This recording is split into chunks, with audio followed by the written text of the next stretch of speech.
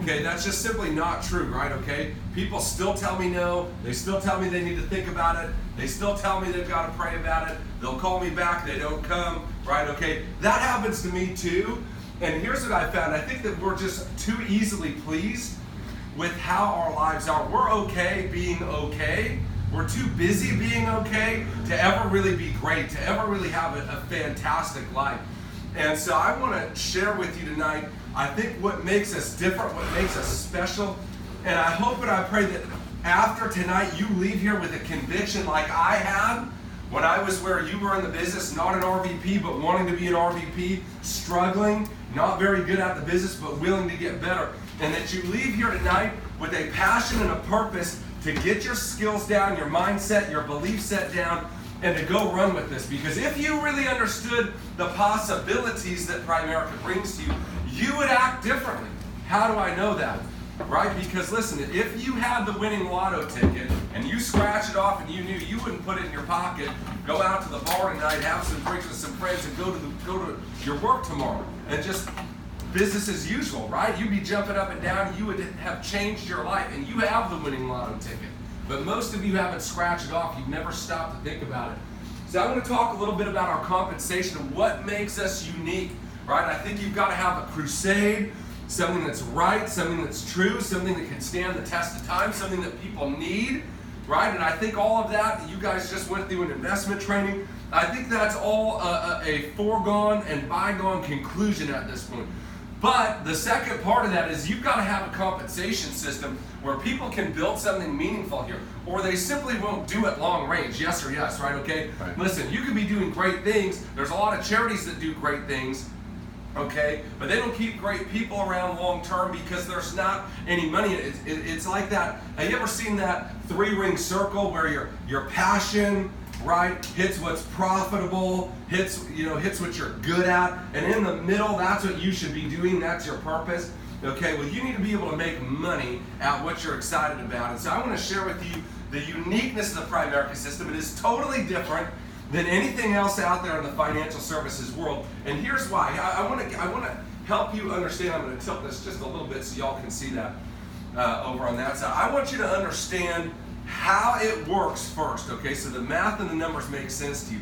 Primerica has an industry-high payout on life insurance of 190% of 1 year's premium, which would be almost 2 full years' premiums. You understand that? Okay?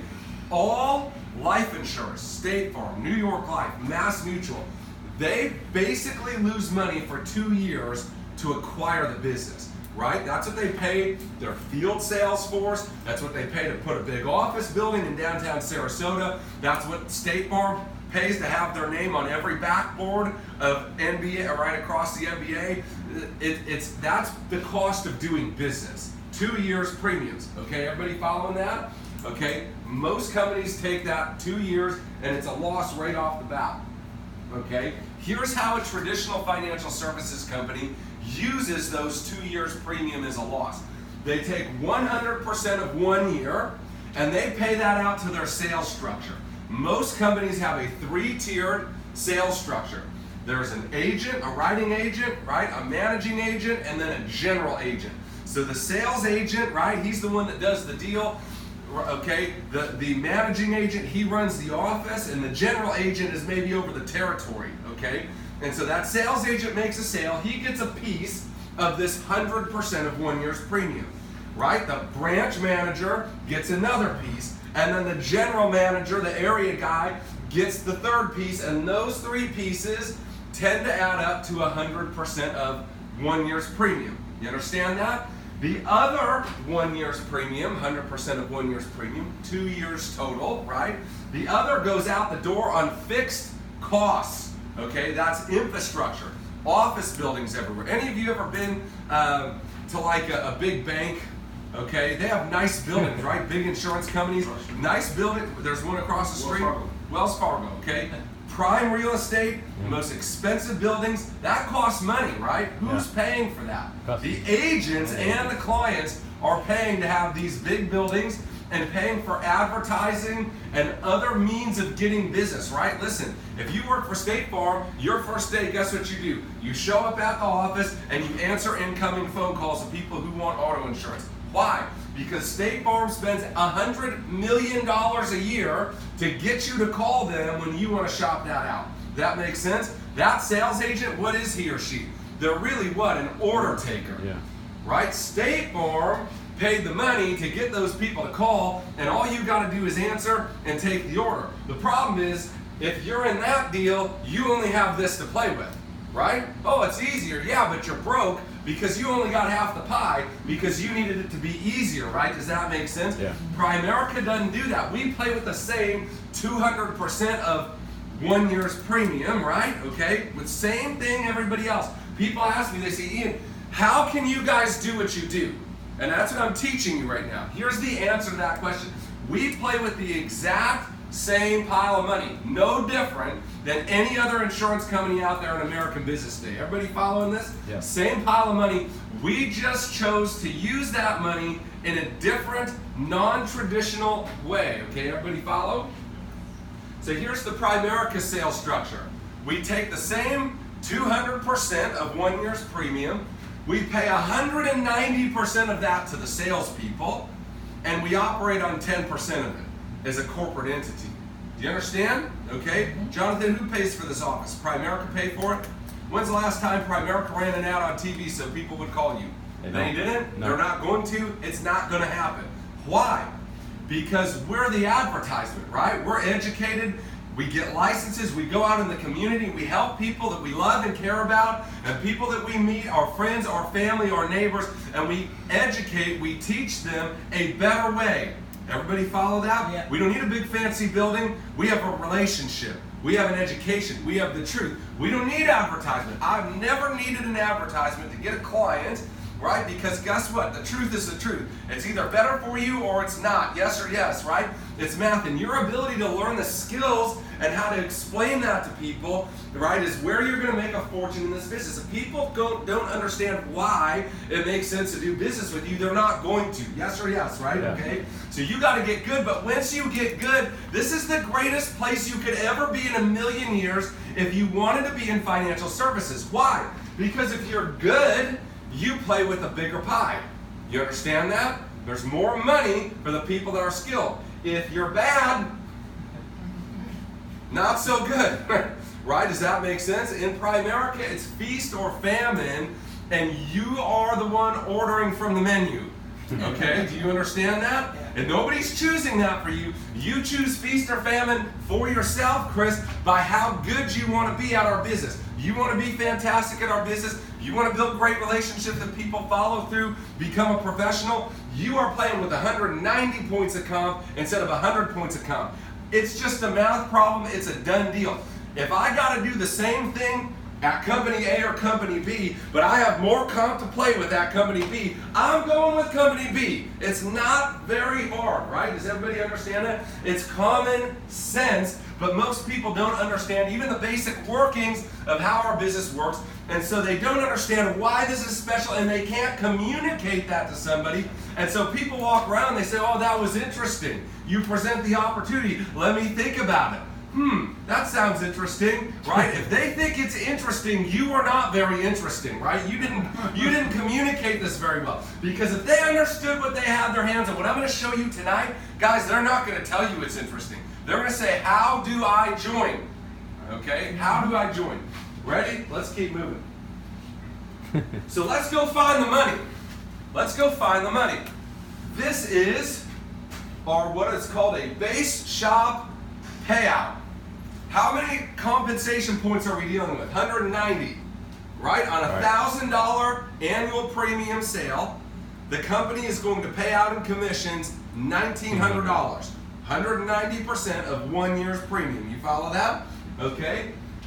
110 of the 190 is paid out in what's called a base shop. Okay, everybody follow that? So Jonathan, come up here. Okay, you're the RVP. What percentage does Jonathan make? 110% of his own deal. He goes out and does a sale for $1,000. His commission's $1,100. You follow that? Okay? Now tell me your name. Eric. Eric, come over here. So Eric is in Jonathan's base shop. Eric is a district leader. His commission level's 50%. He does a $1,000 sale. He's getting how much money?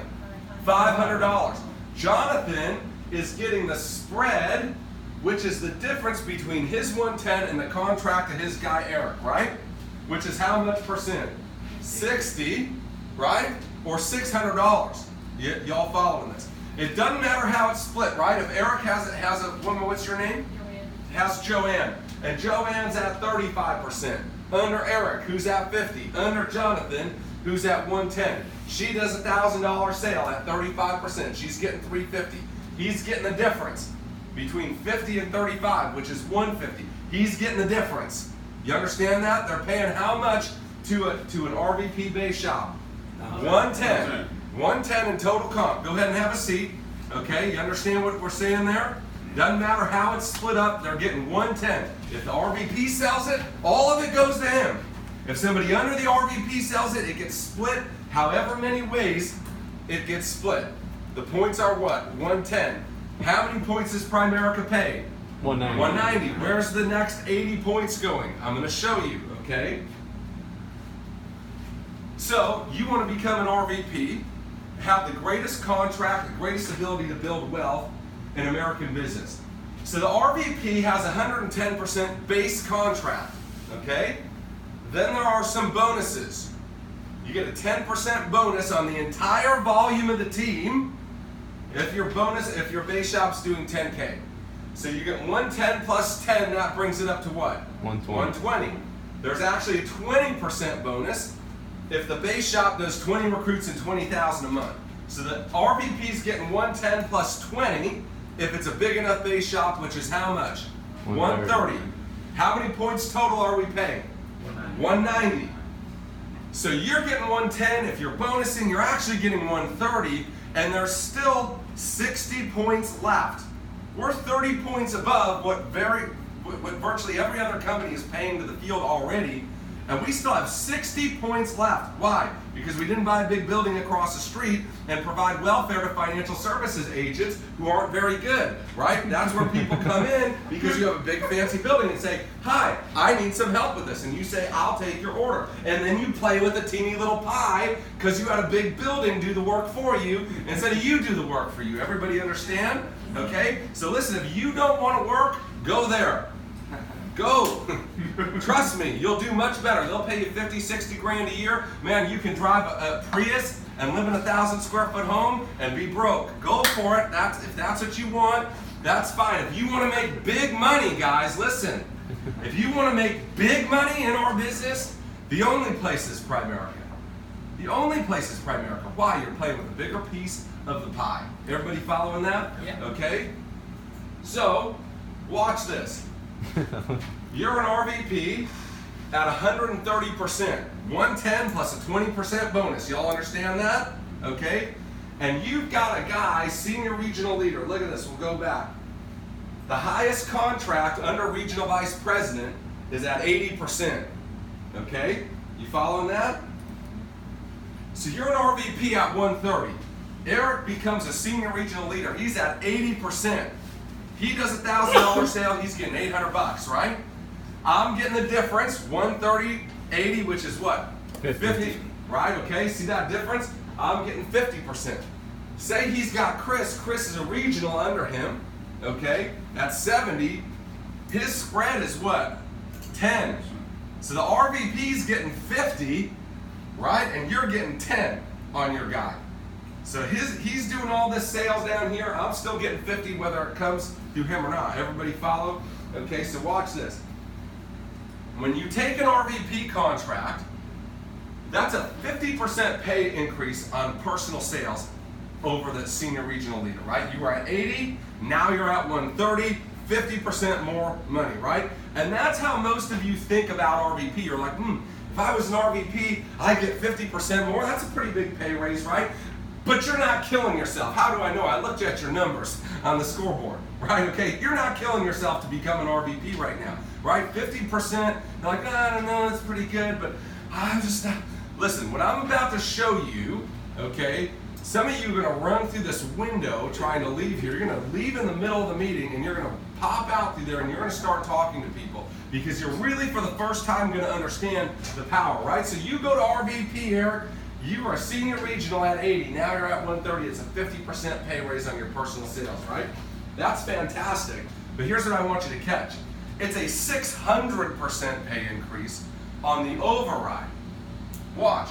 He's at 80. Chris is a stud on his team at 70.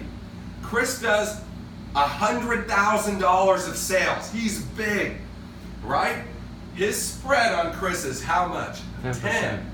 10% of 100 grand is what? 10 grand. That's not bad income for a month, right? 10 grand a month. But watch this. He promotes to regional vice president. He's now at 130. Chris is at 70. Same guy, same amount of sales. Watch this. He does 100,000 in sales. His spread went from 10 to what? 60. His income went from $10,000 a month in overrides to $60,000 a month in overrides. So yeah, he got a 50% pay increase on his own pen. I don't care about that. I care about 600%. I get 6 dadgum times more from the same guys that I did when I was in the base shop. Guys, why? Let me ask, how many of you like giving away 550% of your override income to Jonathan? I like him, but not that much.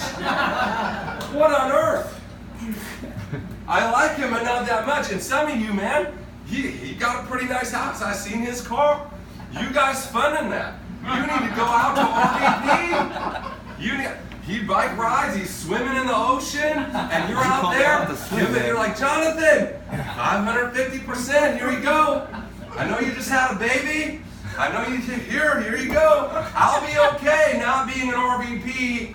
I'll just get there sooner or later. Jonathan's like, excellent. No, here's the best part. Here's the best part. In a traditional sales business, that's exactly what he'd be thinking. You just go ahead and stay there, Kurt. I'm glad you're happy down there. Don't get any big dreams. Don't get any big plans, because I need to maintain that. I need to maintain that big spread between you and I. Right? What I'm going to show you, man, when you get it, you won't be able to sleep for weeks because you understand the power of what we have our hands on. And when you really understand it, you can't help but talk to people about it. Nobody had to convince me to tell people about Primerica. I understood this. And this is the greatest thing I've ever seen. I've never seen something with so much power to change so many people's lives if you get a hold of it. But you're thinking I'm getting 50% more. Sounds nice. No. 600% more on the override. Okay? So not only can you override, but watch this at RVP. Okay, you get, am I missing a slide here? Give me 1 second. I am. I'm going to pop out of here real quick. I want you to see something. I have so many versions of this. How do I get out of here, Tom? Okay, I want you to see something. I want you to see the rest of the money. Okay, so now I can go in here. Well, and then what do I do? At least it's not me. It's not just me. Yeah. Let's go here. Boom. So watch this. So normally Jonathan says, I'm getting 600% more. You just stay there where you are, right? He's dreaming up reasons of why you shouldn't be promoted, even though you're doing the work. He's like, I don't know. You looked at me funny 3 months ago, and I didn't know what that was about. And so I think that's what normally happens, right? In fact, if you're a mom and pop financial advisor and you're smart enough to recruit a few people so you don't got to do the work all yourself, and then Chris comes, he says, Coach, I'm doing big numbers. I'm tired of being down here. I want to be where you are. That's your worst nightmare. Because he can't be where you are because there's a fixed pie. You understand that? Okay? So he either settles for where he is or he what? He quits and goes somewhere else. And Jonathan trains his competition. Watch this. Jonathan's an RVP. He can promote Chris to RVP, right? And normally at any other company, the money stops. There's no more money for it. You're at Edward Jones, Kurt, and you recruit a guy into Edward Jones. What do you get for that? 0. You're at Merrill and you recruit a guy into Merrill Lynch. Rick, what do you get for that? 0. You're at Chase Bank and you recruit a guy to come work in Chase Private Wealth Management. What do you get for that? 0. Do you understand? Watch this. He promotes Chris to RVP. Chris went from 80 to 130. You follow? But Jonathan's still getting a piece. He's getting 15 points as his base commission on a first generation RVP. So he can promote Chris to have the exact same opportunity that he has, but he doesn't lose. He keeps getting money. Now watch this. He went from 60 or 50 points, right? Let's say Chris goes to 80. He's at 130, spreads 50, right? Okay? He goes from 50 down to 15. That's not good. And the company has solved that problem. I'm going to show you this. Now watch this. So Jonathan promotes Chris to RVP. Same contract.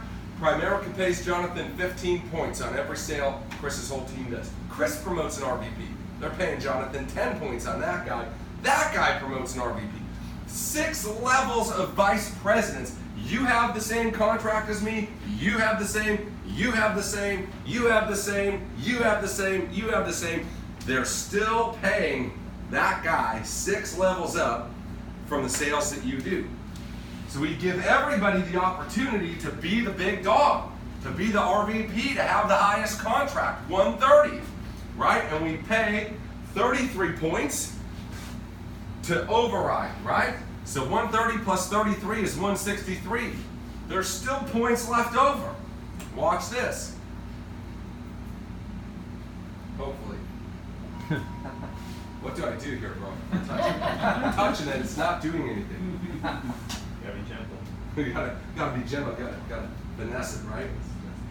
Let's go there. Boom. So watch this. Then they create leadership bonuses. Oh, that's not what I wanted. Man, it did it to you too. There we go. So this is the base contract of 15 plus leadership bonuses. Okay, so Jonathan, come back up here. You're an RVP. You're at 130. Chris was at, well, Eric was at 80, right? So Eric, come back up here. You promoted to RVP. So he's at 130. He's where? 130, right? Okay. His pay theoretically went away, but the company actually is paying him 15 points in comp and almost 30 points in bonus. 44.5% is what Jonathan's getting on Eric.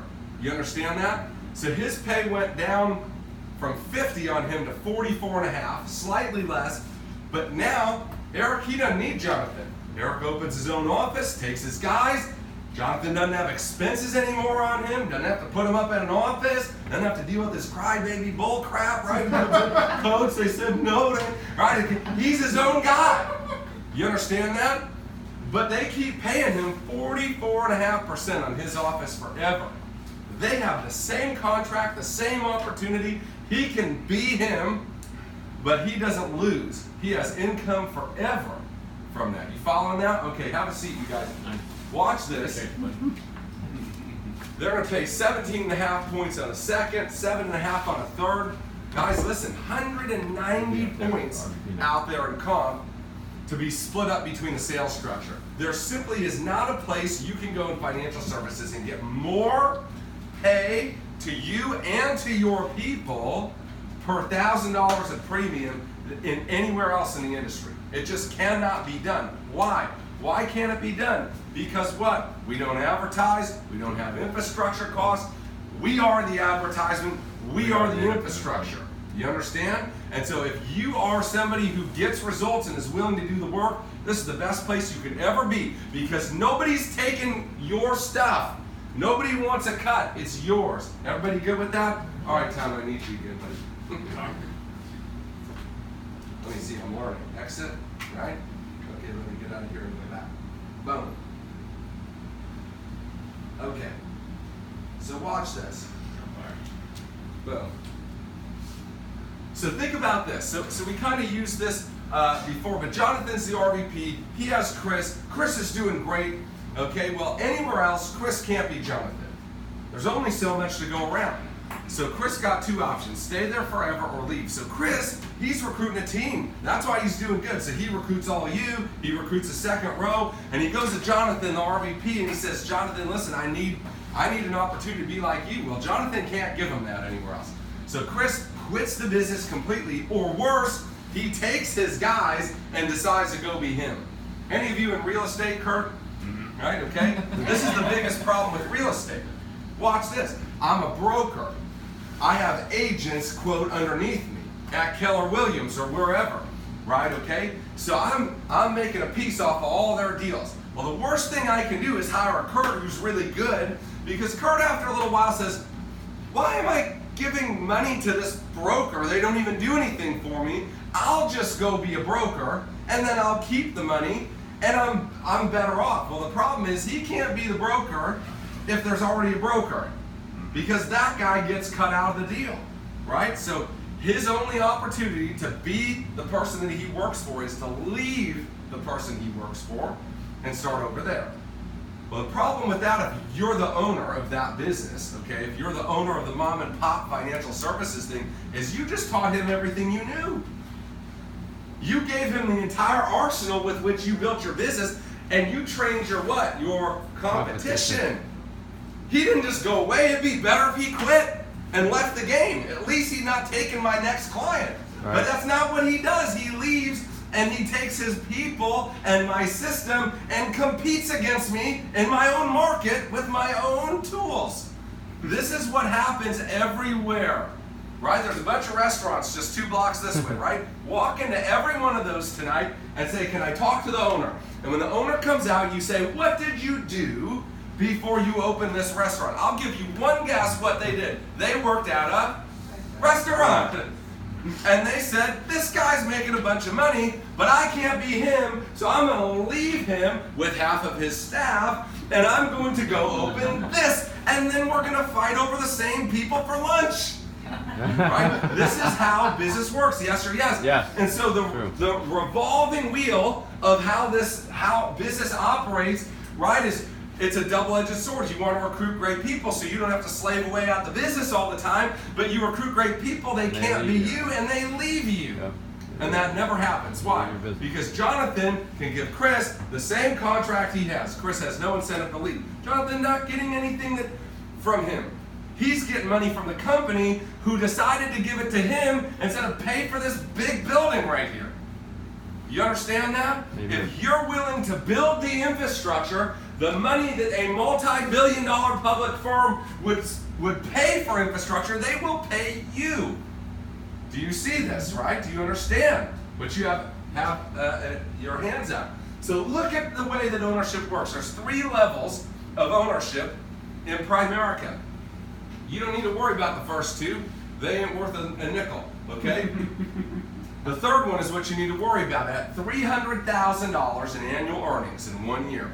Doesn't matter how long you've been here. The other ones, they have 10 years on them. And don't even worry about that. You make $300,000 in 1 year. The company gives you ownership of your agent number and all the income that's associated with that agent number forever. It belongs to you, okay?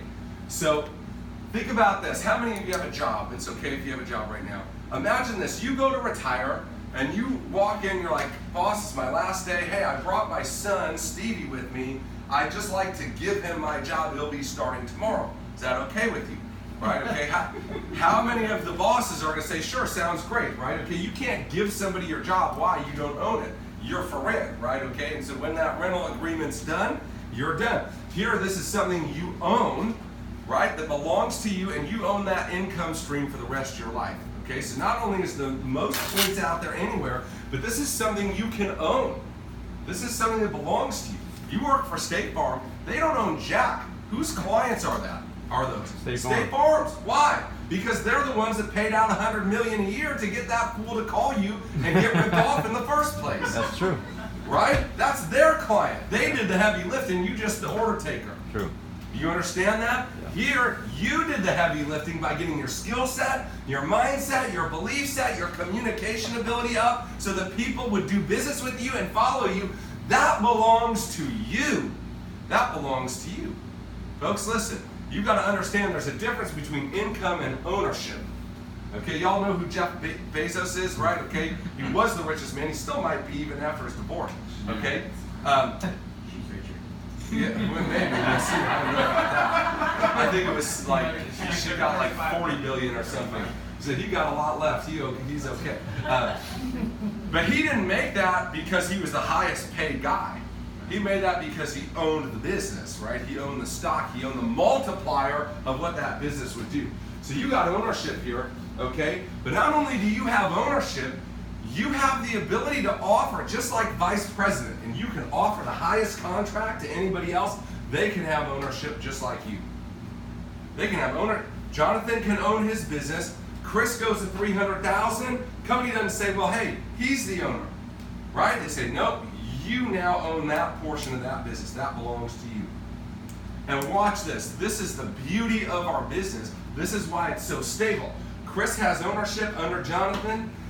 Chris ain't making all that money himself. Where's that coming from? The team. So Chris sells it to Tom, right? Chris sells his number to Tom. What happens to Jonathan? Nothing. Jonathan's still getting the income percentage he was entitled to, whether he owned it or a squirrel out there owns it. It doesn't matter who owns it, right? The structure is what the structure is. It wasn't coming from him. He wasn't making 300,000. He was making that in the overrides of his people. Do you follow that? Do you understand that? Not only can he have the same contract, but we can offer ownership unlimited levels. Everybody owns.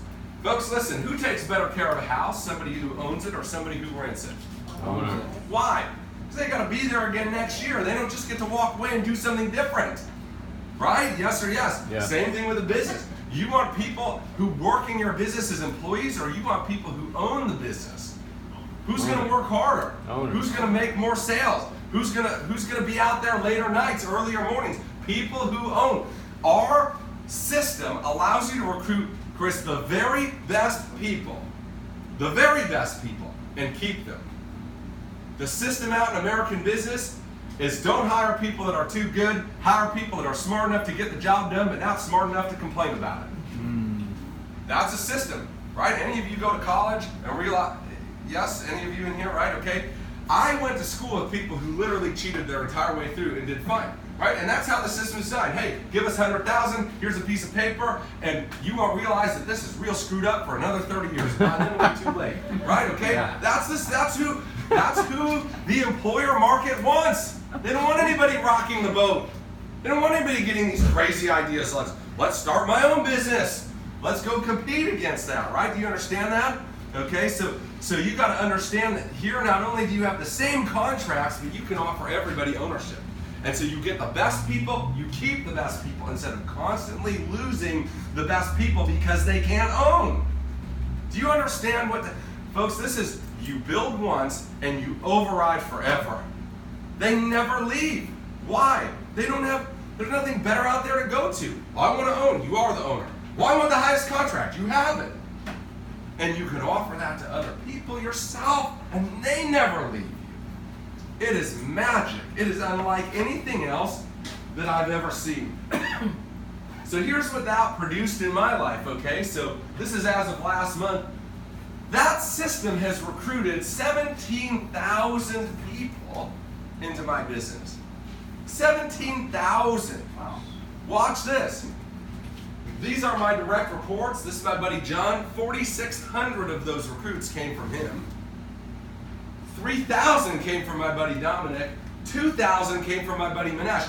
Guys, listen, I got 3 people who were good people, the right people, who wanted ownership, who wanted to be able to do something big, who wanted Jonathan what I had, and I could offer it to him because I had a system called Primerica that gave me a bigger piece of the pie to play the game with. And so I got 3 people who got 10,000 people, Rick. Wow. Now, if that ain't magic, Eric, I don't know what's magic. You get 3 and they get 10,000 people, and any time any one of those 10,000 people makes a sale, they send you a check. Folks, that's how you go live in Florida half the year, right? In Michigan half the year. I've been doing it since I was 27 years old. How? Because of people who get people. Multiple layers of ownership. The same contract given to the best people. You understand? This guy has the same contract as I do. All those guys right there have the same contract that I do. That's how you get them, that's how you keep them, and that's what gets people there and keeps them there. Y'all understand that? You build something for 100 years. So not only can you give them the greatest compensation program and the greatest ownership program, you have the greatest equity program anywhere in American business. So any of you are familiar, we are a publicly traded company. Okay, so our stock came out in 2010 at 15 a share. It's trading about 125 a share right now. 9 years later, not bad, right? 800% return or something crazy like that in 9 years, right? Not only do they pay you an industry high, not only can you own it and offer ownership, but you actually, if you became an RVP, you override me. You override Jonathan and the profits of the company. They pay you every single quarter. Watch this. Okay? So Chris, I'm going to have you come up here. Okay? Chris is my new recruit. I'm a regional vice president. What does Chris want to be eventually? A regional vice president. Why? Because he'll have the same contract. It'll give him the ability to own his business. Watch this. The company says in addition to the compensation we pay you, that 190 points, in addition to both of you having ownership, we're going to pay you in equity, in company stock for doing the right thing. So Chris joins. He gets life licensed on my team and does $1,000 in sales. He's getting comp, I'm getting comp already. Yes or yes, right? Company gives $250 worth of stock to me for having him do that. He gets promoted to the next level. Company pays me $400 additional in stock. He goes to the next level. By the time he goes to regional vice president, guys, I'm paid over $17,000 in stock in addition to all the compensation we both made on the way to him becoming a regional vice president. So they pay me 17 grand, they pay him 15 grand. They pay $32,000 in stock in addition to all the comp to him and I for him joining and going to regional vice president, me recruiting him and taking him there. Okay? Right? $32,000. Now do 800% return on $32,000. What's that? It's about 300 grand. Every vice president you promote in a decade is worth about $300,000 a pop in stock, in addition to all the comp that they made and continue making. Okay? That's crazy. It gets even crazier. Okay? You can override the equity. What does that mean? Okay? So let's say I'm an RVP, Chris becomes an RVP, and he promotes Kirk to RVP. Well, Kirk got the 15,000 for becoming, he got 17,000, and I'm getting 80% of what he's getting. So he got 17, I'm getting another 50. They paid 15, 17, 15. They paid 45 G's plus in stock on that one RVP. He gets somebody to RVP, they're paying him, paying me. Every single time an RVP is promoted, going up 800% in 10 years. That's unbelievable. Folks, this is not make money. This is not a cool side gig. This is generational wealth. Money that just keeps coming. You can't stop it. Kurt, you could die, and that's not even good enough to get them to stop paying you. Right? Any of you die at your company, right?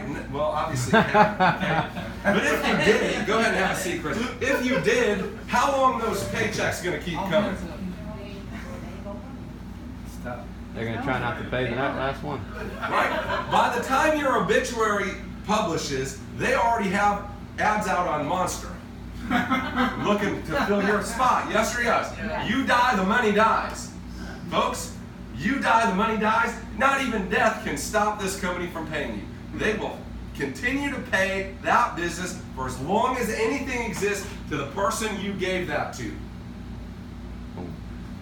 How could you know all this, Jonathan, and then go to your job tomorrow? I don't understand. Like that. Oh, that was great, but I like my 1850, Jonathan. I mean, it's just that 1850. I'm only paying $200 for benefits. I mean, whoo. Right? And listen, I'm not trying to be rude or offensive to you. I'm just trying to say, wake up. Wake up. You got your hands here. I went to college. I know you can't tell by my speaking ability, right? Okay. But I went to college at Wayne State, downtown Detroit. And my sophomore year in college, I had American government every Tuesday and Thursday at 1 p.m. It was 1 p.m. to 4 p.m. It was a 3-hour class. It was one of the longest ones in one sitting you could do. And that Tuesday and Thursday, I would go into the student center, and there was KFC. And KFC was my jam. It's still my jam. I love KFC. And I was a broke college student, right? Okay. So KFC had this deal: $1.99 gets you 12 biscuits or 12 cornbread muffins. And I didn't care two craps about carbs, Jonathan. Jonathan's like thinking, like, you ever seen this guy without a shirt on? He having a heart attack right now just talking about cornbread muffins, right? $1.99, you could buy 12 cornbread muffins, man. Every Tuesday, every Thursday, Thomas, I would go in there and I'd be sitting there with my Diet Coke and my 12 cornbread muffins, and I'm just munching down on that thing all 3 hours. Everybody's looking around me, right? And that's what I would do. And then one day, I was running a little late to that class, and I was so hungry. Any of you ever seen me eat? Okay, it's a blessing, okay? Let me just tell you that. Okay, I was so hungry. Getting ready to go to this class, and I have my student card, right? You filled up, it's like, you know, your cash card or whatever, and I go to hit that thing for $1.99, Rick, decline. And I'm like, dear Lord Jesus, right? Okay. I was so hungry, and I'm feeling around, no cash. I don't have a credit card, I have a student card, nothing. I got 5 minutes. I'm begging in the line card. I'm like, bro, can you bum me 50 cents? I mean, not even 50 cents, Rick. I couldn't raise myself 50 cents to save my life. And I went into that class, and I couldn't pay attention for a minute. I mean, you ever have those hunger pains where it's like, and I'm pretty sure like I'm a hypo something, you know, hypoglycemic, you know, where like you don't get your carbs, and you're like twitching, and right up, and I was miserable. I was so hungry, man, I couldn't pay attention. And I'm like walking out to my car at 4:30. I'm starving. I have no money, no way to pay for anything. I'm like, right, okay. I go home, I change my clothes, I'm emptying out my pockets to put the pants in the wash, and there was 10 freaking bucks. I felt around, and I didn't feel it. Right? And here I have that entire time the answer to my problem in my own pocket, Jonathan. But I didn't realize what I had, and so it didn't help me. And that's most of you with this business. You have the answer to your problem, really whatever problem you might have. It's called Primerica, but you don't know that you have it. And so it doesn't help you solve your problem. You persist with the same problem. Too much month at the end of the money. Too much time spent working, not enough time with your loved ones. Not enough freedom. Too much stress. You have all these things you'd rather not have. You have the answer, the solution, but you're not deploying it, and so you remain with the problem even though you possess the solution already. Amen. Everybody following that? Okay? And I want you to get a picture of what that looks like. So here's the reward, and I show you this not to brag to you, okay? But I show it to you because I want you to see this is the pot of gold at the end of the rainbow. I didn't join here to work my brains off for 20, 30, 40 years. You can do that at any job anywhere. Yes or yes, right? Yeah. You'd be treated bad, worked too much, and underpaid anywhere. That's not why I came here. I came here to get wealthy in a short period of time. My mentor told me, he said, Ian, if in 3 to 5 years you're not wearing sweatpants every day, something has gone terribly wrong. And that's what this opportunity is people who get people who get people. You started. Get some people to RVP, let them get some people to RVP, and the money keeps rolling in. So I want to show this to you, not to brag to you. Bragging to you would be say, hey, look how special I am. Look how incredible these things are, right? You'll never have it. Ha ha ha, like Borat, right? You never get it. You never get it. And so you know, that's bragging. I'm showing you this to inspire you because, listen, what I built in 10 or 12 years, you could build in today's Primerica in 3. In 3, if, and it's a big if you want to, Eric, if you want to, or will you leave here tonight with the $10 bill in your pocket to solve that hunger pain and say, that was interesting, I'm still hungry though. I'm still hungry though. So I'm going to show you some stuff. So this is some of the reward of having done this. So this is my wife's Mercedes. It's a GLS, the big truck, big old rims there. These are his and hers Wranglers. Okay, so we actually have one for our Florida house and one for our Michigan house, but they're souped up. The Florida one, man, I got so many lights on this thing. It's like a NASA UFO landing coming down the street. Seriously, I mean, it's so bright, it's crazy. It's like all these upgrades, and they're all lifted up. They're pretty sweet. Yeah, picture of that. This is my orange vet, my burnt orange vet sitting out there. So this is kind of my summer ride. It's also why I look so tan. I don't fake and bake. Some of you like, you look real tan. I sit on the beach all day and ride around. Okay? So that's my summer ride. This is my daily driver. That's my Mercedes matte black G-Wagon with the matte black AMG rims. Right, okay, every old person in Michigan's like, what sort of Jeep is that? I mean, it's a sweet car, right? I mean, it's like in a tank, right? Okay, you're sitting up high, and the exhaust pipes are in the middle, and that thing, I mean, you think something's wrong with it when you start to, I mean, it's crazy, right? Here's my license plate on that. Overrides. I can't hide, Chris, how I got it. I got to tell you the truth about how that comes to be. You know how you get a car like that. All you got to do is read the license plate, Tom. I just told you. You don't even need to knock and say, sir, what do you do? I tell you what I do. I override. I override. And you can override too, but you think it's interesting. You got a company barbecue next week. I couldn't let them down. I've been there for 20 years. What would they do without me? Let them figure that out, right? You go win for you. So this is my property up in Michigan. I got 20 acres on an all sports lake. We don't have oceans in Michigan, so that's the next best thing. Wow. That's like the super expensive sort of property there. This is the existing house up there, so I didn't even really care that it had a house. I bought it because I wanted to build on it.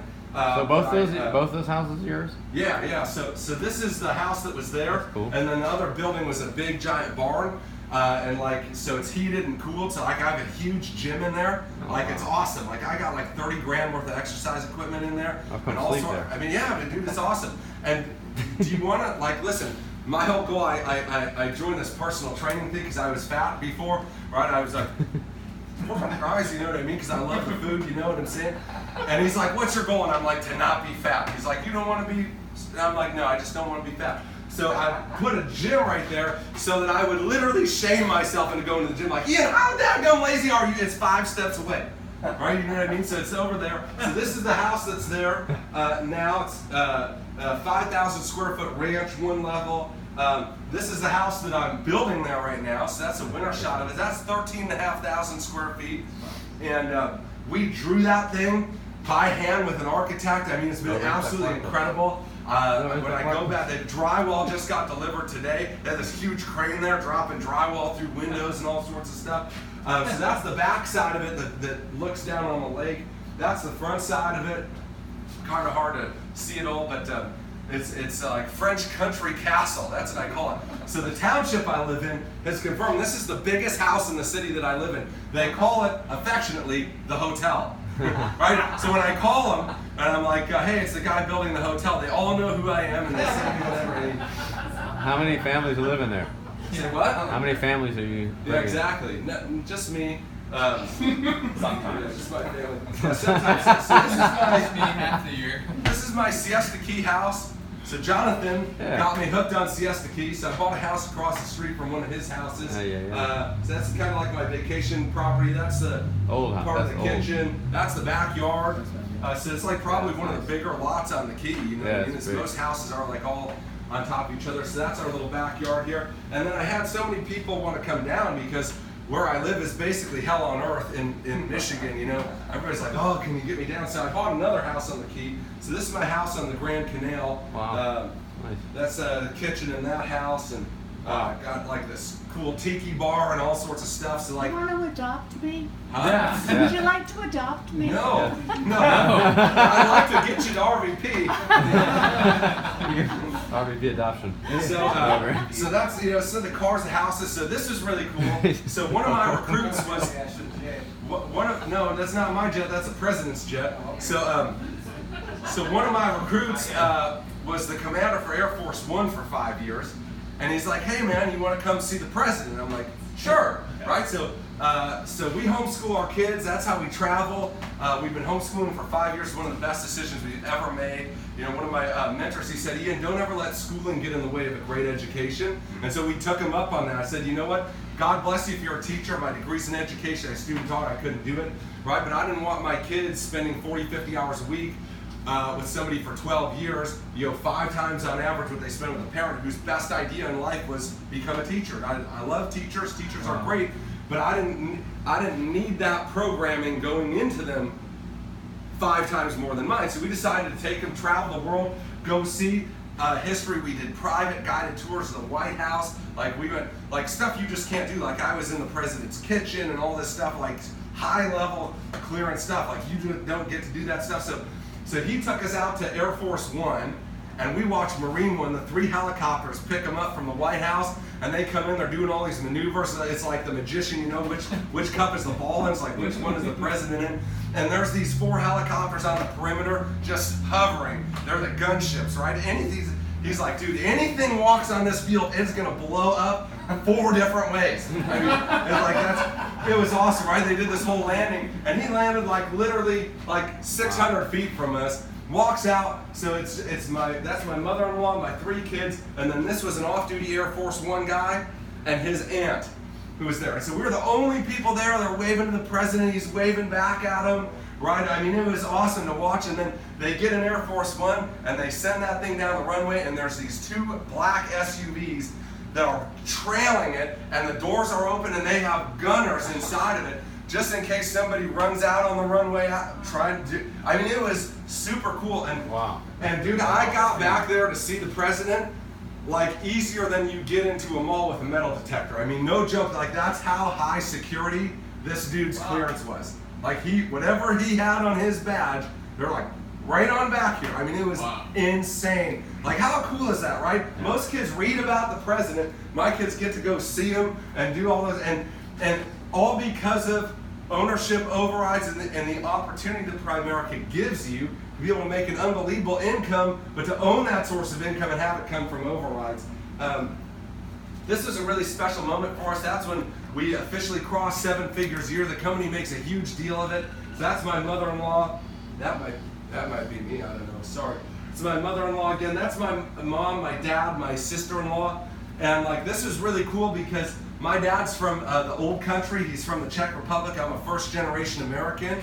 And my buddy Thomas, he's Czech, he knows. And in the 70s during the Cold War, Russia thought it was really cool to like take over everything around it, right? And so they would roll their tanks into towns and just annex them and take them over. Hey, you're Russian now, congratulations.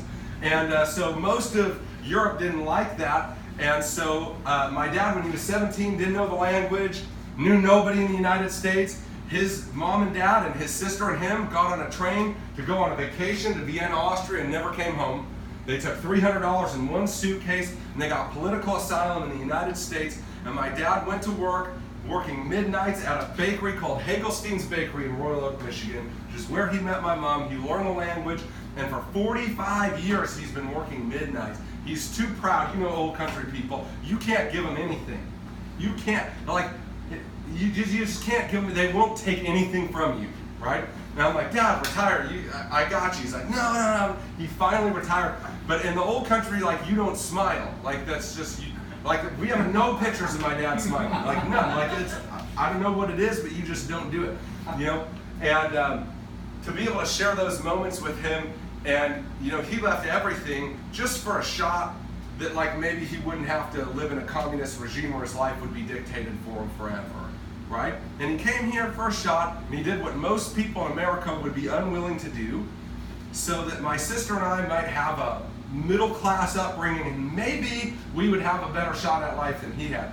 And, you know, to just know he's proud of me, and to be able to share those moments, and, you know, to have him on that stage in front of thousands of people. I mean, thousands of people. He's this immigrant kid who came here and worked midnights and didn't know the language in the country they came to, standing on a stage in front of thousands of people, being cheered on as much as I was being cheered on, because I stood on his shoulders, right? Without him, I'd have had nothing. He taught me hard work. He taught me how to raise a successful family. He taught me how to love my wife. He taught me all these things, and he gave me an opportunity. I stood on his shoulders, and be able to give back and have those moments with him. That's worth way more than the cars and the houses and all those things, right? Things are fantastic. It's the people that are the real reason, you know? And so that was such a moment. That's my mother-in-law, and so we retired her 3 years ago now. It's hard to believe 3 years ago. So my mother-in-law is like the nicest woman on the planet Earth, and so she had a terrible, like 30 years of her life. My wife's dad was an alcoholic. He's addicted to painkillers. He was bipolar. I mean, he was always having affairs. It was knock down, drag out. He was super abusive. They finally did get divorced once she was, I think we were actually just got married when they got divorced finally. But I mean, she just had a heck of a marriage. And on top of that, my wife's younger brother has cystic fibrosis. I don't know if you know what cystic fibrosis is, but it's terminal lung disease where you basically suffocate to death. There's no cure. And so when he was born, the life expectancy for CF was 5. And so that woman spent a dozen Christmases away from my wife and her abusive dad in the hospital with her son, praying he would make it through another day. He's had every surgery known to man. He looks like he's been through 3 wars. And he's alive and doing well. He had a double lung transplant 8 years ago. Right. And you know, he's, without a miracle or breakthrough, he's got limited time, but he's had a good shot at life because of that woman. She drove buses in Ortonville, Michigan. It's like dirt road. She drove special education buses for 19 years for the health insurance. My brother-in-law takes $55,000 a month worth of medications. His surgery was like $800,000. So she put her life, her dreams, her desires, everything on hold for her family. When I was a musician, prior to being in Primerica, I was a worship director, and I was broke as a joke. I had no money, but I really felt passionate about it. And man, she didn't have any money. She just went through divorce. She was in real estate. She sold a house, and she gave me $3,000 commission check and went and bought me my first real guitar to lead worship with. I mean, that's the sort of woman this is. Like, she'll give you the shirt off her back. And she just had such a hard life, you know what I mean? Like a great, you know, like why do bad things happen to good people sort of person. And man, like this was so important to my life. We took our 3 little kids in there to that bus garage with my wife, and there were balloons everywhere. And she walked in, she's like, "What is this?" And my wife said, you don't work here anymore. You're done, you're retired. You get to be a professional grandma. And she's been traveling the world with us for 3 years, and it's been awesome. It's been awesome to be able to give back to the people that gave us so much. You know, and I look at today's generation, and they're still mooching off their parents at 35 years old, right? Folks, that's wrong. They sacrificed, man, we should be taking care of that generation, right? We should be going out and making something of ourselves to be able to do that. So I love her hashtag Primerica Works, right? Headed off to retire my mom after 19 years of bus driving. You know all the people who told me I'd never make $1 here? You know the people who told me that I was making the wrong decision, leaving the ministry to go do this? You know how many people made fun of me, talked behind my back, wouldn't answer my calls anymore? You know how much of that mattered in that moment? 0. None. Not a 1. Not a 1. 0. What are you going to let stop you from getting this done? From making it happen in your life? This was one of my favorite moments. You know, we have a big convention coming up. I know all of you are going to that, Jonathan. I wouldn't imagine that somebody would be here and not be coming to that event. But this is at our convention at the last event. They have something called Wall of Fame, which is where it's like the highest honor in Primerica. Like, you spend 30 years here and you build a huge business and maybe you get on this deal. Uh-oh. My iPad just died. It sure did. I don't know if we can charge it. Somewhere. Oh yeah, there's a couple over there actually. You know, maybe you get on this deal, and we got. They surprised us, and they have this like big oil portrait they've done of you, and you're like on the stage with 60,000 people. I mean, it was really pretty surreal to be there. And somebody snapped that picture of us, and so she posted, "Yes, ugly cry, but I'm thankful it's in his arms." And that brought me back to when I was a musician, and we decided we wanted to get married, and that woman went to Elias Jewelers at the Oakland Mall with me, and she bought herself her own wedding ring because I didn't have any money and I didn't have any credit, and I made monthly payments to her for her own wedding ring. How romantic, right? Imagine what her mom must have been thinking. Oh dear Lord, right, here we go again. But I made some promises to her. I had big dreams. I just didn't know how I was going to do it. But I knew I was going to do something special with my life. And I sold her on it, and she bought to the tune of $2,800, right? Okay? That I owed her. But I looked at that moment, and I thought, man, going back to that time and putting her own wedding ring on a credit card and looking at how it ended up, right? And what actually happened, what it became. And man, don't you want that for the people in your life? Don't you want that? Don't you want to be able to do that for your spouse, or maybe your parents, or maybe your kids one day, right? I look at, is it back on? Oh man, that's special. How to be connected. You got me, bro. Dude, you're awesome. Ian, do you have like a second for us to like ask you any questions if anybody has any? Sure. I don't mean to stop you if Okay. you still have more to go. Yeah, I got a couple more slides. Okay, and go. we'll Then yeah, go they're all. from there. I don't know how to do that there.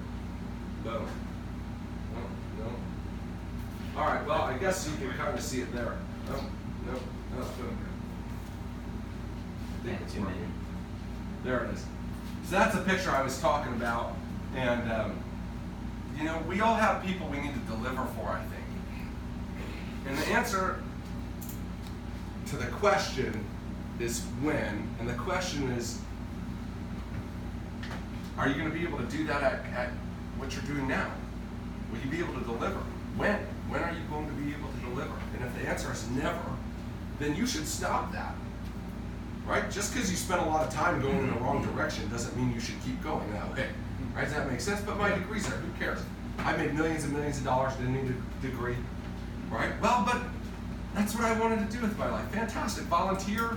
Do that on the side. Love it. Go get something done here that could change your life forever. So this is one of my favorite quotes. It says, look around you. How many people do you think are settling? Probably a hell of a lot. People settle into okay relationships, okay jobs, okay friends, and an okay life. Why? Because okay is what? Comfortable.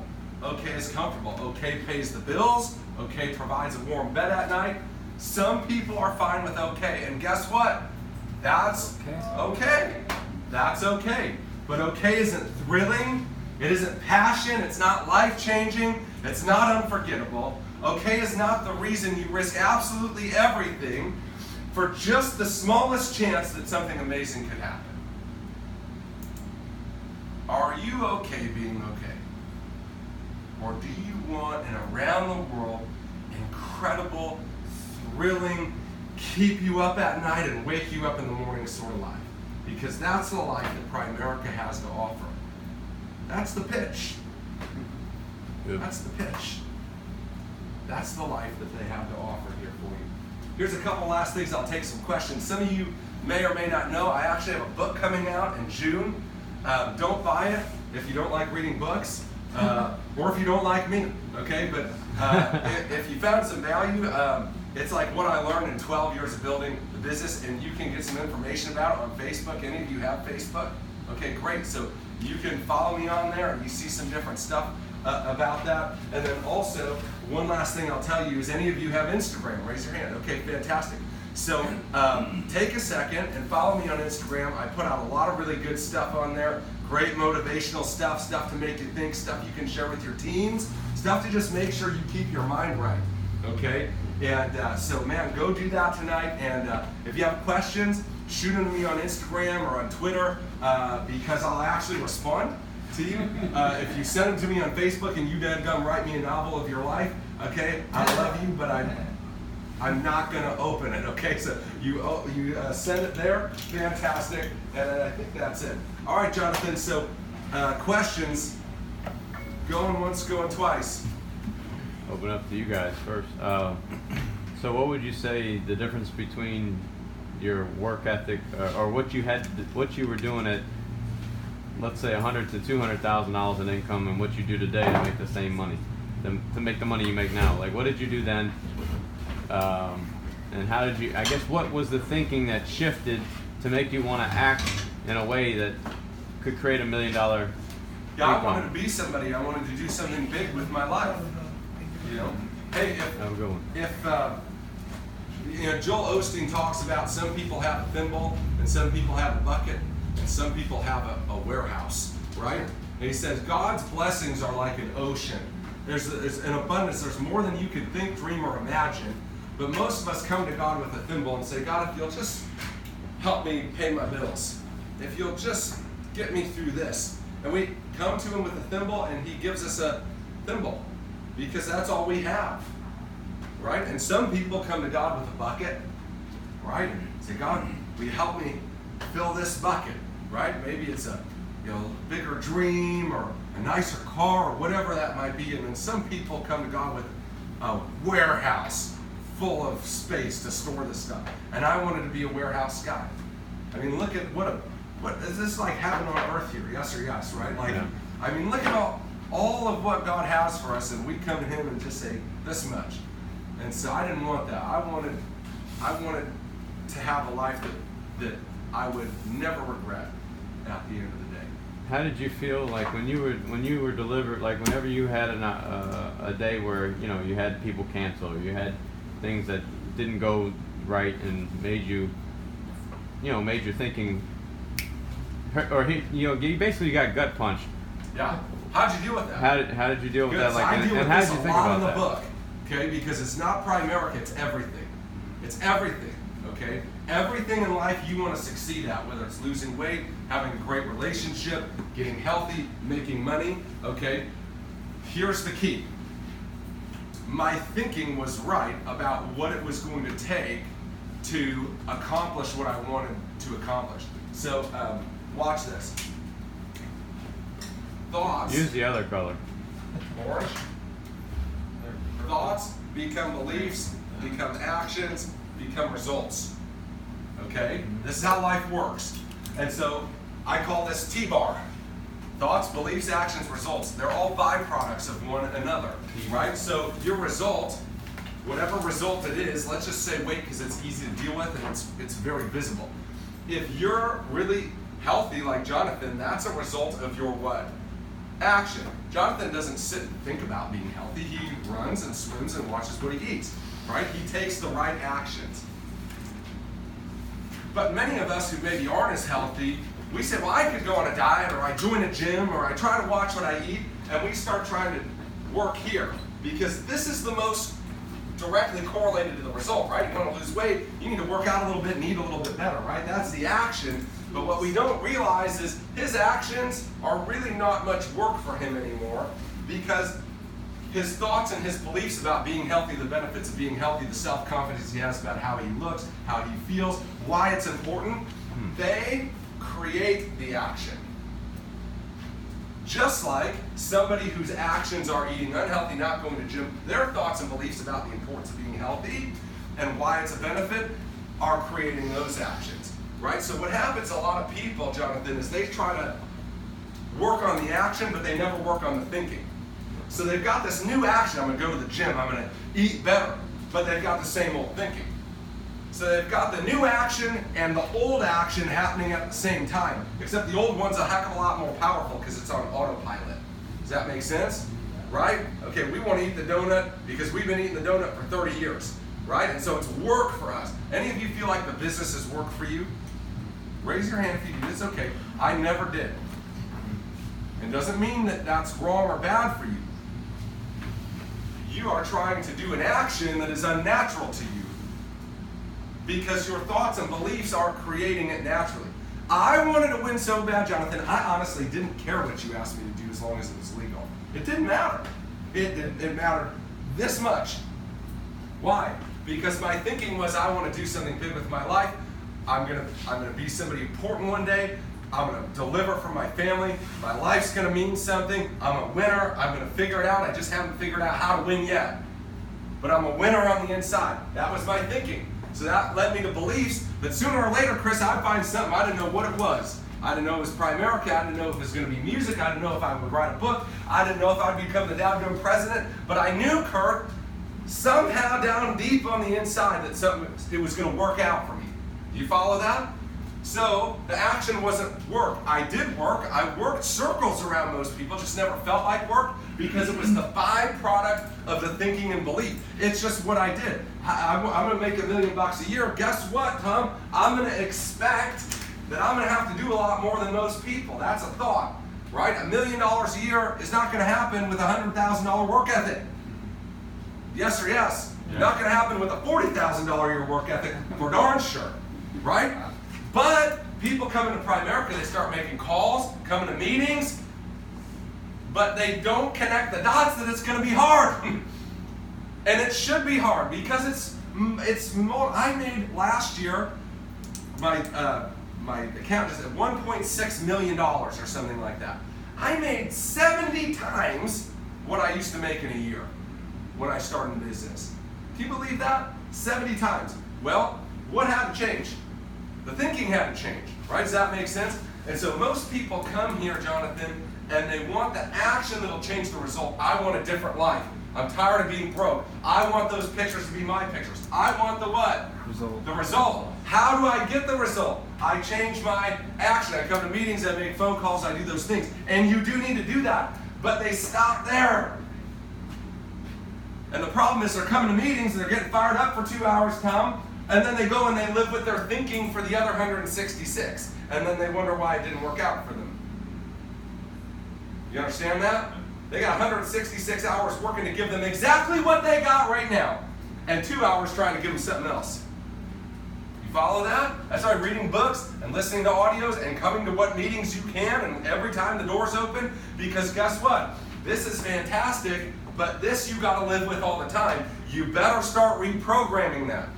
You follow? You understand? So how did I deal with negativity? How did I deal with setbacks? I expected them.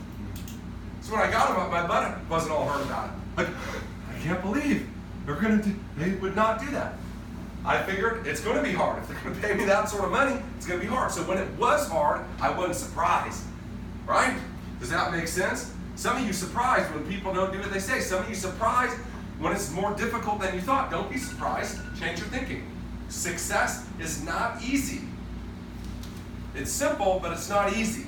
And when we expect that and we get challenges, we don't quit. We don't use that as a chance to reevaluate. That's what most people do in our business, Rick. They get some adversity, they go through their initial list of people, and they're like, gosh, I don't know if I'm cut out for this. I don't, because it's tough. I didn't think that way. I thought sooner or later I'm going to outwork everybody and I'll find a way. I'll figure it out. Okay, do you see that? My thinking created a belief in myself that let me keep taking action even when I wasn't seeing the results. When I need to see results to get action because my thinking isn't aligned appropriately, you'll quit. You'll quit your diet, you'll quit your relationship, you'll quit the business, you'll quit anything else because the thinking is not aligned appropriately. I don't know if that's what you were looking for, No, it's perfect. but that's the honest to God truth. I didn't expect it to be easy. So we don't have to buy the book now? No, man, no. Got it right there. That's a high level. I don't need the money. I'm okay. So, save your $12 or whatever. So best strategy to overcome those thoughts and beliefs and old bad habits. Boom. Okay. This is also the book. So the book is called Byproduct, and ironically, it is a byproduct of 12 years worth of teaching this stuff. I didn't set out to write a book. I set out to win, and I wrote down the things that caused me to win, and I put them in a book. You understand that? Okay. Do you want to go to pen? Sure. If you think this one is bad. Purple one. Does anybody have any Diet Coke? I'm really thirsty. We got barbecue sauce. You got barbecue sauce? I smelled that, bro. I was sitting there and I'm like, dang. I'm like, that barbecue sauce is special. Okay, so watch this. So you're asking, how do you change the thinking? Yep. Okay? So Napoleon Hill said thoughts are things. He called it a process of auto-suggestion. So thoughts aren't really how we interpret stimulus around us. What color is the trim on that whiteboard? Orange. Why do you know that? I learned. Because you can see it. Yes. Now, if you were out there in the parking lot and I asked you that still exists, you're the same guy, but your mind would be blank. You wouldn't have a thought about it because you aren't experiencing it. Thoughts are our interpretations of what's happening around us, okay? Our evaluation, our assignment of meaning to experiences, okay? You understand that? Okay. So, how do you describe the color blue to a blind man? You can't. It's like the ocean. Well, what's that like? Well, it's like the sky. But what's that like? Well, it's like his shirt. But I've never seen that. How? You can't. His thought is limited by his perception, his ability to perceive. Okay? So,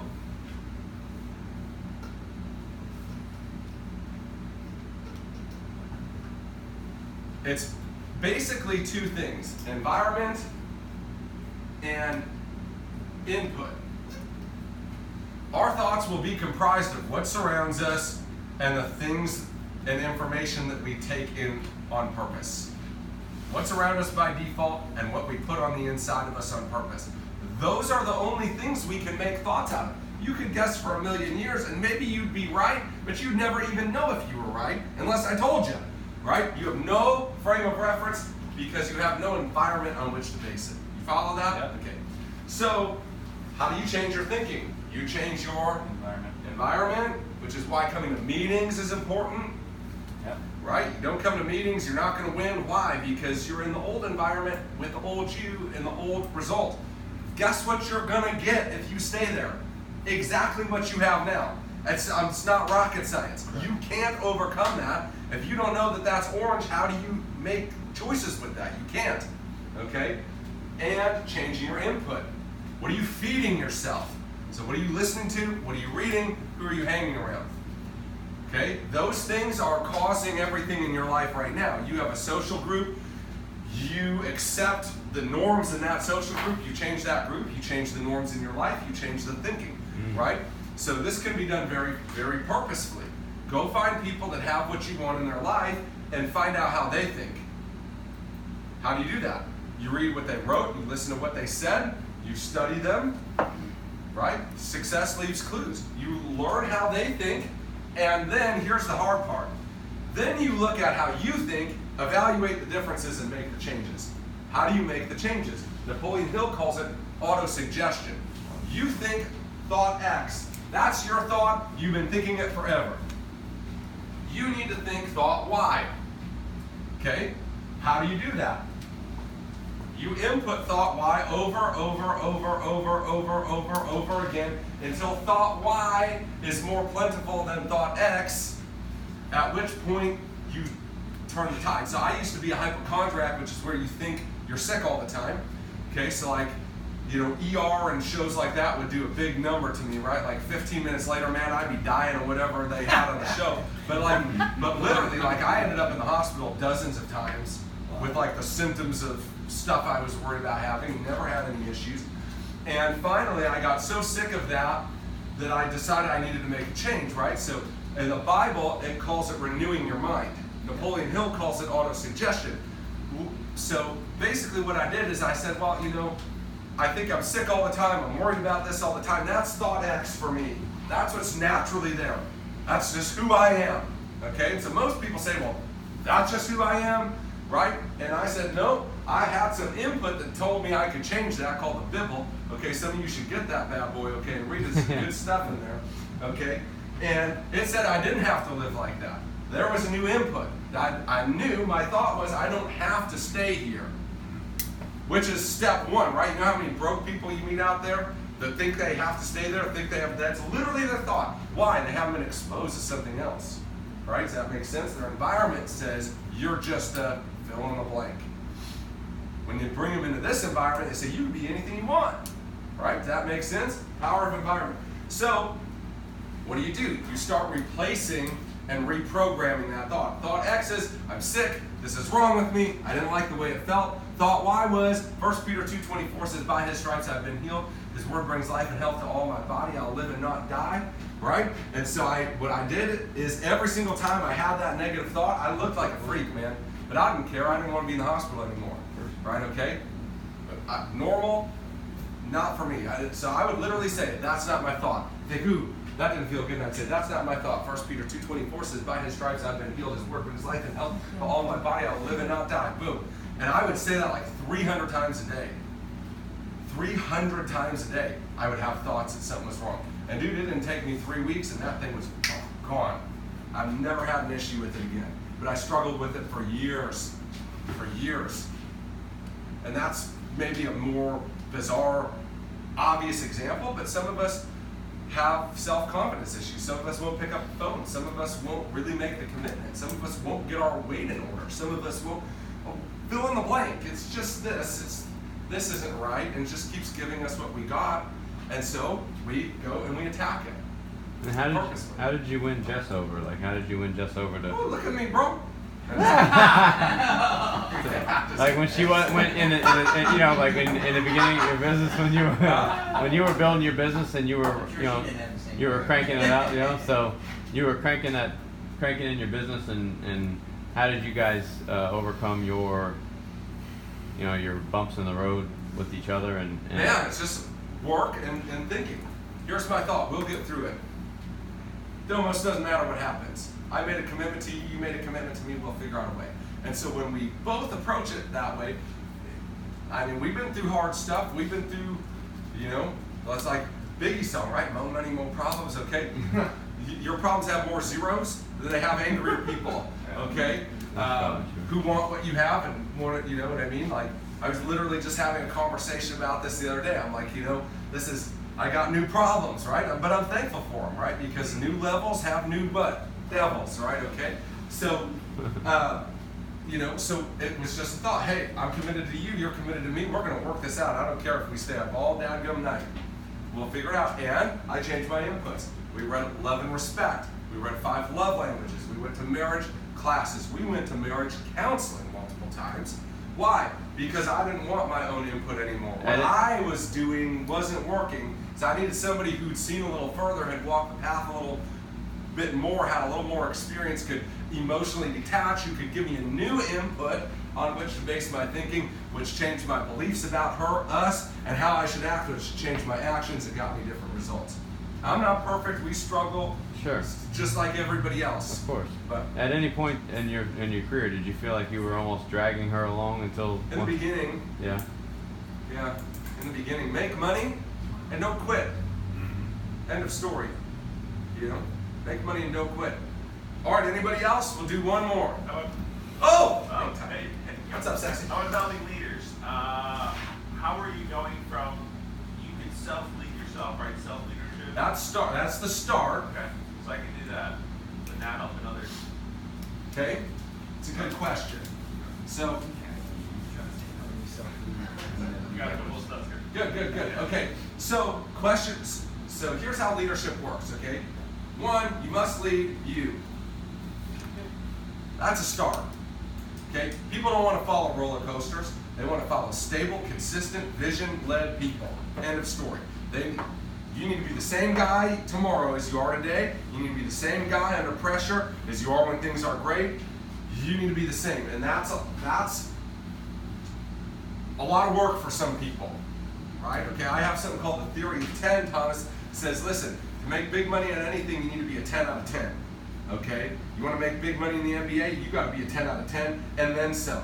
Right? Okay? You want to make big money in music, you got to be a 10 out of 10 and then have the right style and then know some of the right people and have some of the right people hear you and then get in front of that wave and then not get screwed on your I mean, there's a lot of stuff that has to happen. In Primerica, you need to be a 10 as well. Right? You see some people, they come in here like a daggum rocket ship. You ever seen those people? It's like everything they touch turns to gold. Why? They were a 9 when they got here. Life had prepared them. They knew how to lead themselves. And some people can't get out of bed or show up to a meeting on time. That would qualify as not a 9, right? That would be further down the line here, right? Okay? So the law of the lid says you'll never lead above your level. So if you're a 7, then you're going to have 7s or less. You might trick an 8, but that's what it was. It was a trick, right? They thought you were better, smarter, more disciplined, and more committed, and more consistent than you actually were. And as soon as they realized you're not who they thought, they unhitched from that wagon. Because a 10 got no business with a 7. Right? Does that make sense? 10s have business with other 10s. Right? I'm having lunch tomorrow with a guy that I met through a friend of mine, makes many, many millions of dollars a year. He just had lunch with Grant Cardone. He paid Grant Cardone, Thomas, $100,000 to have a 6-hour lunch with him because he wanted to learn what Grant Cardone has to teach him about certain things, right? That's how big players think. I have another friend who has a friend, makes $10 million a year, paid Tony Robbins $1 million to mentor him for a year. That's how big money people think. Right? My man's trying to save $11 on a book. Right? No, I'm just kidding. I'm teasing you. You'll see him walk on fire for 250. Yeah. But there's a difference between seeing Tony Robbins as part of the crowd walking across fire and sitting with the fire. Sure. There's a difference. Having the fire know who you are. There's a difference, right? Okay. Moral of the story is, you got to learn to lead you. Now GC, he ain't going to be having another lunch if this guy isn't on his A game, right? Does that make sense? And that's how it works. So you got to lead you, right? And so question number 1 I would have for you is, are you sure you're leading you? Because that's always where I went. When I couldn't get people to move, when I was down, when the business wasn't moving, my first place I looked was me. Because as you've learned, you can't do jack nothing really to move the other people. They're going to move or they're not going to move. But I can always move me, right? Does that make sense? I can always get better. No matter what level we're playing at right now, we can always choose to raise the game. Okay, you follow that? All right. So, once you have established that you are leading from the front at a high enough level that other people are getting results, right? Okay. Number 2 is you've got to go through the numbers. I mean, you can't make a picker bush into an oak tree. No matter how much you pump it up. Picker bush, you're going to be the tallest oak tree. I know, I just changed. Read these books. It's going to be a picker bush no matter how much your butt sits in front of it and motivates it. Right, okay? And that's how people are. You need to work with motivated people. And that's one of the things I had to remember, the thinking. Here's my thinking. I love you like you're my next RVP and you could be gone tomorrow and so I need another. I don't trust you till you've been here 2 years. I don't trust you till you've been through a pile of chargebacks. I don't trust you till you've had a family issue. I don't trust you till I've seen how you handle adversity, right? Because some of you like the Pillsbury Doughboy, you soft on the inside. You get poked, right? And it's like, right? So, some of you making that sound right on the leader's board. That's what you're doing, right? Okay? So you got to understand it's probably not you, it's probably them, and you don't have enough of them, which is on you.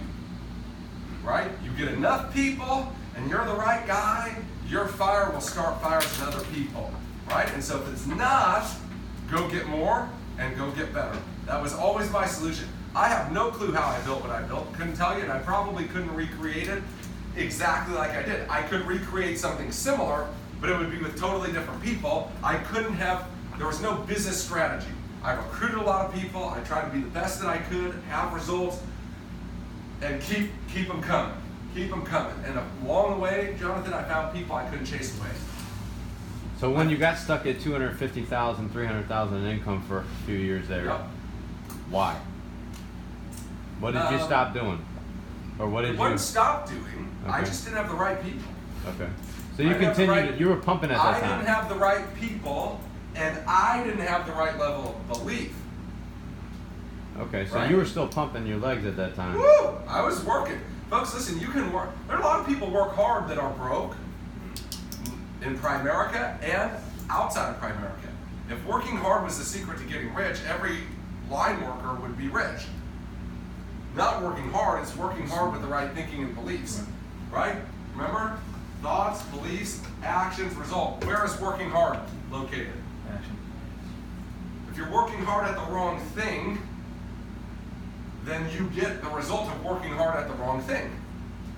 So just your consistency of action, consistency of winning, And then upgrading my belief system. being exposed. Would you say being exposed to better leaders and them pouring into your life kind of helped shape that thinking? That was very purposeful for me. One of the best days of your life and worst days of your life will be the day you realize you're not enough right now, which is very countercultural. You're enough who you are, and don't worry about other people, and just accept everybody. Well, that's fine, that's great, but if that's how you're gonna live, then you better accept where you are right now, because you ain't going nowhere different. Or you change, right?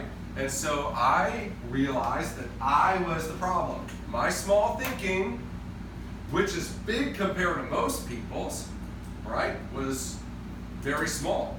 I ain't gonna pay GC $100 grand and have lunch with them, not yet. But that challenged me. I said, what's going on in your brain that's not going on in my brain that makes you think that's a good deal? Because I know you make it 5 times that I'm making. So my brain ain't firing like yours. Help me. So I'm going to have lunch with him tomorrow, right? Not Grant, the other guy. And that's my question. What do I need to grow? You've known me now for a little while. You've watched me from the outside. Where am I missing it? I will go and seek out new input for the thinking. And that's where most of us don't want to be. Most of us, what did R. Williams say? R. Williams said what? Everybody wants to be told they're special and make me feel important. A leader wants to be told where they're going wrong and how to fix it. You understand that?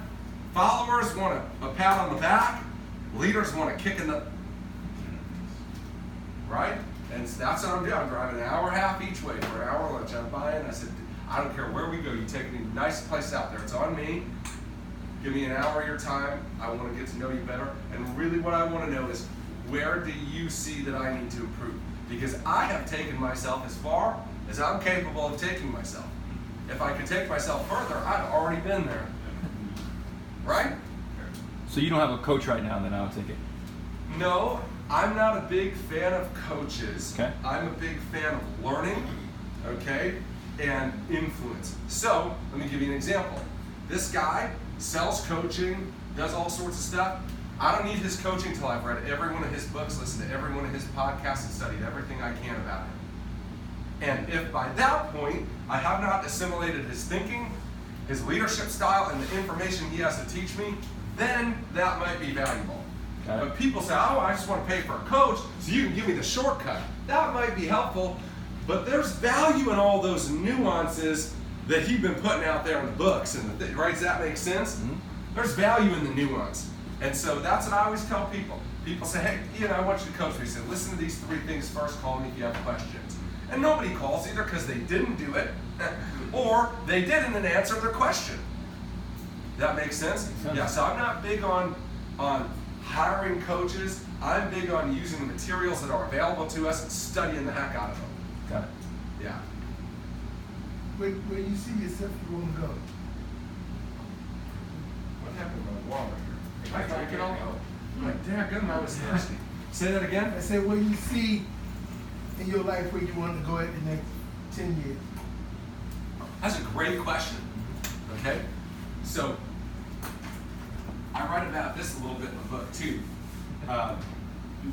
Because I think that this is something that stops a lot of people. Okay? Destiny versus calling.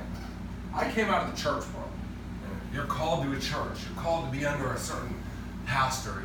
This vocation or this thing or this city you live in, I'm called to this. And the idea of calling, I think, is extremely destructive because it ties God's hands of what he's trying to do in your life to how you think it should be done. Okay? So if you haven't read the Bible, you realize the Jews were waiting for a king to rule the government. And what did he send them? A baby in a manger. So God's view of how things are going to happen in our lives and how we think they should happen generally are very different. Like I wouldn't have picked Primerica in a million years to get myself to where I gotten in my life. Never. I never would have picked it. You could have asked me a million times. I never would have chosen that. That's how he did it in my life. Right? Okay? That being said, where do I see myself? Okay? I have some high-level views on destiny. Destiny is the belief that some sort of occurrence will happen. right? So here's a couple things I've always thought since I was a little kid. I will be a part of something special in some way. I don't know what, I don't know how, but I will find myself at some point in my life involved in something that is very, very special and very, very unique. And when I get there, I'll know. Okay? That's one of my destiny thinking. Right? But a lot of people are like, well, but I'm called to do this, or I went to school, my degree's in the, how many times, well, I want to do something in my degree. That's the secular version of, I want to work in my calling. And God's trying to give them, $100 million for the family, and they want to work in their degree, right? Because they don't realize it could look different than how they think. So I try purposely to stay away from this thinking as much as possible. Why? I don't know what it's going to look like. I don't know. I do know it's going to be big, right? I have goals that fall into this, right? I want to have $100 million by the time I'm X, right? Like, that's one of my mid-range goals. Why? So I can have $100 million? No, because what it allows me to do, the influence it allows me to have, right? Okay, different things like this. So I have different goals like that. You know what I mean? Like, I don't know. Will I be some sort of political leader? Maybe, maybe not. I don't know. But you know what I mean? Like, I'm open to those things because of this. I don't know if that answered your question at all, but I think that that's really a great way to think, because it allows the framework of the how to be very open and fluid and change with the world and the times, with the why kind of always staying at the center. All right, we'll do one more. Going once. Going twice. Has there anyone that's been, Okay, go ahead. has there anyone that's in your life that's been very supportive and very inspirational to you? It's a good question. Probably lots of people, honestly.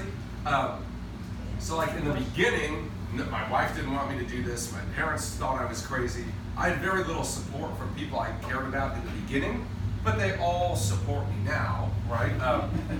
Yeah. So, but I would say, yeah, so as I earned the right to have some, as they call it, respect on your name, right, okay?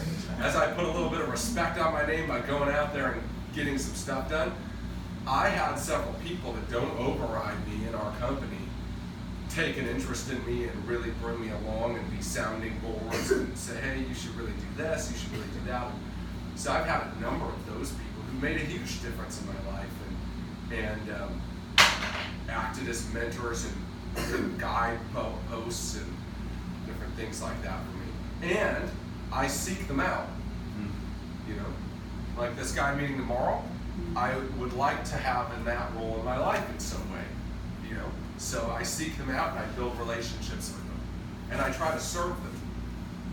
Right? And you don't expect him to pay for lunch because No, he's richer yeah. than you. So my one question is, what do you see I need to change? My second question is, how can I serve you? What do I have that's valuable to you that I might be able to give to you? And that's way different thinking than most people, right? Most people are like, oh, Jonathan asked me to lunch, I hope he buys, right? Okay. but no, don't joke, right? I mean, like, I mean, there's like 10 million people out there who like fraudulently falsify to get government benefits. You know what I mean? 10 million of them. This is not a random thing. This is many, many people have a thinking that says, what do I take out of the system? And my thinking with mentors is, how do I give to you? What can I help you with? What do I have that might be valuable to you, and how do I give that to you? And always give, because that starts with the principle of reciprocity, right? When I give to you, you want to give back to me. Correct. You follow? And that's what I want. I want you to give to me what you know that I don't. That's what's valuable you have. What might I have that's valuable to you? All right, you said last one. Is there a question we haven't asked that we should have? Is there a question you haven't asked that you should have? So going back to the how do you reprogram, a good one that I get sometimes that I didn't get today is, what are some of your favorite books? What do you like to listen to? Because those are the inputs that I've used to shape my thinking. So a couple of books I'll recommend to you: Breakout by Joel Osteen, Destined to Reign by Joseph Prince, Launching a Leadership Revolution by Chris Brady and Orrin Woodward, Think and Grow Rich. Can you write those down? Napoleon Hill. No, but somebody's recording them and they'll give it to you. Those are great. I listen to a few podcasts every week. I listen to Stephen Furtick, Elevation Church. I listen to Craig Rochelle, Life Church. I listen to Craig Rochelle Leadership Podcast every week. And then I listen to some other stuff once in a while. But those are my main ones. And that helps me keep my thinking centered. And these are people who run mega organizations. Mega. 100 times bigger than mine. What was the first book I you got said? one. Breakout. And it was Craig or Greg Rochelle? Craig. Craig? Craig. Yep, Craig Rochelle. He's got a book in pockets? Craig Rochelle is like $20, yeah. Yep. His church has like 100,000 people a week go to it. Yeah, so he's a great leader. So I study leaders, I listen, I take notes, my iPhone in notes. I have little handwritten, hand-typed notes of every podcast I listen to. You know, I keep database of it. If I really like something, I have a note called Good Stuff, and I get it there.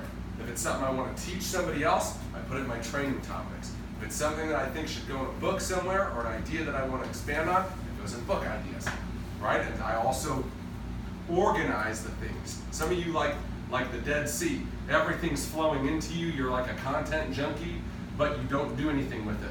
Like all the water flows into the Dead Sea, but nothing flows out. That's why it's dead, right? So You gotta take it. organization is very important. I'm a terrible organizer, but that's like my prehistoric system of like, oh, that's good, that needs to go somewhere. Where would I put it that I would remember that it's good? Like, I don't know how to find that, but I know how to find where it would be later on. Does that make sense? Yeah. Cool. So there are many organized people who don't put anything of value in their organizing. That's true. Yeah. Last second, when you were really on it building it, what was your schedule look like on a daily basis? A lot of work. Out early, home late, in front of as many people as I could. I couldn't be in front of enough people. I just knew nobody would outwork me like that. You know what I mean? Like, nobody's going to do what I'm doing. I'm going to see tons and tons of people. If I saw 100 people at the mall today and said, hey, you don't want any life insurance, do you? One or two would be like, I was just thinking about that. You got 15 minutes? Sure. You know what I mean? But none of you talk to 100 people at the mall about life insurance every day. But if you did, you'd get one. And that was just my mindset, my thinking. Remember my thinking? Somebody's going to say yes sooner or later. The more people I see, the faster that is. All right, everybody. Beautiful. Thanks so much for your time. God bless you.